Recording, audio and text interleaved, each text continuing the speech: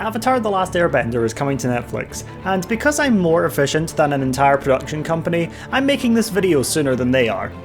I want to capture an iconic scene from the original show, so let's revisit one of my favourite childhood shows and create one of the most ambitious builds I've ever taken on.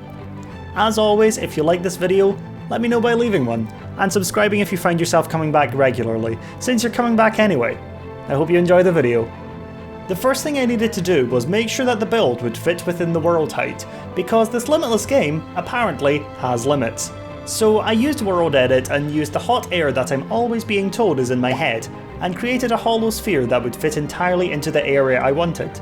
The ball of air is 320 blocks wide, giving me my area for where I could start with making Aang.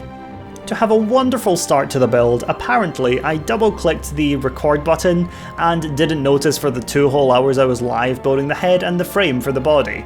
And by that, of course, I mean the footage got corrupted and I've now fired the person responsible for making sure that the footage was usable. Hey buddy, great work. So quick thing, you're fired. But that was me! Luckily though, because I was live, I still have the whole process on my YouTube VODs, so if you want to be involved with the next build, you can join me live. I love getting to know the new people in the community, and it's the best way for you to be involved with the builds and suggesting for them. If you're a fan of Hermitcraft, you're going to want to be there for the next one. After I finished making a character that really could do with hitting the gym, I decided that I would be his personal trainer. I will call myself Jim. I started building out the full body of Aang, and with the help of one of my chatters who has done art and knew about body proportions and how to make it look good, they helped me build with things like the shoulders, arm length, torso and some more. And after they talked about how they weren't even the best artist, we decided on the title Subpartist for them. But we eventually ended up with a model that any Airbender monk could be proud of. You know, if any of them were still alive.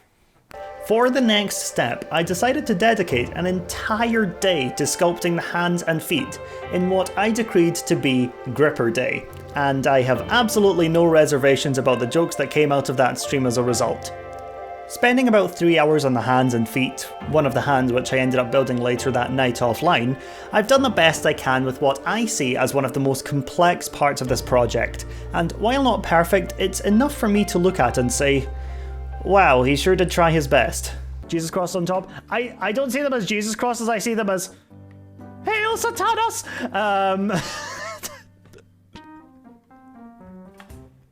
The next thing I wanted to do following Grippergate was to release an apology video, but my lawyers have advised me against whipping out a ukulele, so I decided on the next best thing I could do to progress the build, and that was to give Aang his clothes.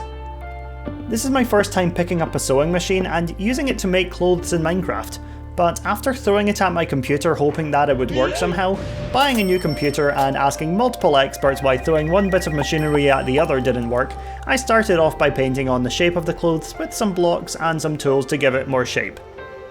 I looked at some other reference photos and realised that Aang has this red ribbon around his waist, probably adding some sort of aerodynamics while he's flying around in this ball of air, but I'm not here to analyse the physics of a cartoon, I'm just here to build this nonsense. Using a few different tools, I made the shape I wanted it to follow and melted it down into the 2 ribbons I wanted until I was happy with it. I then did the same thing as I had already done with the robe and shaped out the trousers, making them look more like they're blowing in the wind. And that brings me to the end of the main model for the avatar, but we're only halfway there. Whoa, living on a prayer, you know, all that. The next thing I wanted to do, now that I had finished the main Aang model, was to work more on the elements surrounding him. Starting with the ball of air, which didn't look as light as I wanted it to, which is weird how a ball of air can look so heavy, but I wanted to create streaks in it, so I painted in a stone pattern, so that I could see what I was doing first, and then turn the stone to air, much like Jesus did with that water into wine, so that he could get absolutely hammered, but not to a cross because that would come later. I would later change the white glass to include glass panes in the mix as well, to make it look better, which you will see in the final look at the build. Using this reference photo, I created paths for each of the other elemental rings to follow. Starting with the water ring on the inside, I wanted an effect where it would look like the water was constantly at its peak and splashing around, so I needed to build... Hold on 1 second.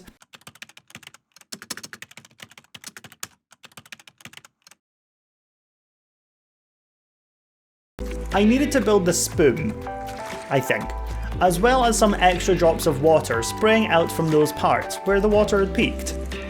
Once I had done that and was happy with it, I moved on to the earth ring, but Toph wouldn't be able to see it, so it doesn't really matter if what I make here is trash, but at risk of Toph finding out and beating me up because she is a certified badass, I'm gonna make it look awesome anyway.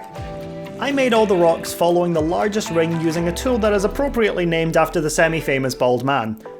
Then removed the original ring, to allow the rocks to float in form without being connected. I then painted the rocks in a palette of darker terracotta, so that it looks more like the rocks in the reference, which, as experts have told me, are the same types of rocks that were on the ground moments before this picture was taken.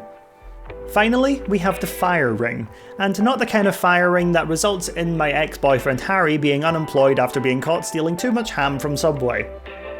Just like Aang did in the original series, I really struggled with designing this one, going through a few different iterations of trying to make the flames look realistic, but then I realised that it's a cartoon and isn't realistic anyway, so I thought sod it, let's just make it look cool. At first I tried sculpting the different flames and modelling them to look as good as I could, but this looked really clunky shape-wise, so I decided to remove it and try again. Next, I used a variety of curves to create a section of the ring, copying and pasting that section around to save time, and joining the parts that weren't already connected. After stacking the entire ring a few times and painting some of the sections, I realised I didn't like this minimalist approach either, and so I decided to go with another option. I decided to build a few different flames and then set them up as blueprints, which I could then paint onto the ring which was still there, leaving me with a ring of fire that I could be really happy to look at with or without shaders.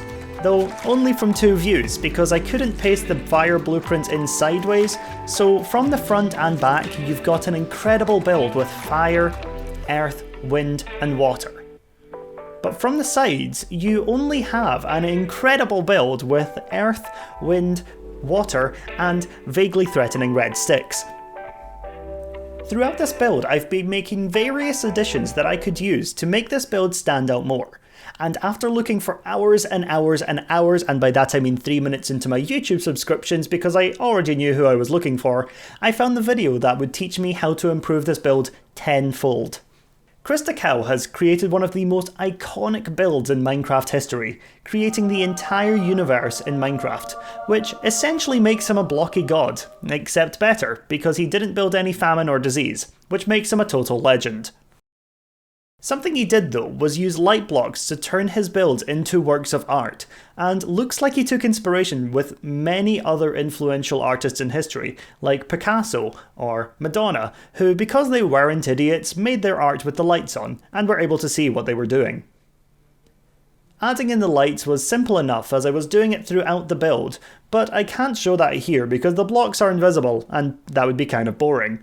But it left me able to make Aang in his avatar state, as well as layering multiple different shades to make the clothes look more like they were flowing. And with that, we have our finished Avatar Megabuild. Leave a comment telling me your favourite part, and your comment might make it into the next video. You can download this build on my Patreon, as that supports all the work I do to make entertaining videos for you guys. Or don't, I can't control how you use your money, because I'm not a blocky god like Chris is, but one day soon I hope to be, and when that day comes, I will have become Death, Destroyer of Worlds. Remember to check out my other videos, and I'll see you in the next one.